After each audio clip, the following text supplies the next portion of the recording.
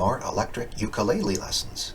We're still at mix jam level, which is an advanced level, so I'm only showing the clip and the isolated track with tab. If you're a beginner and would prefer I go slower, you might start with the earlier videos where I do so.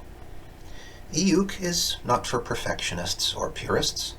To make this work, we need to cut corners and use lots of effects.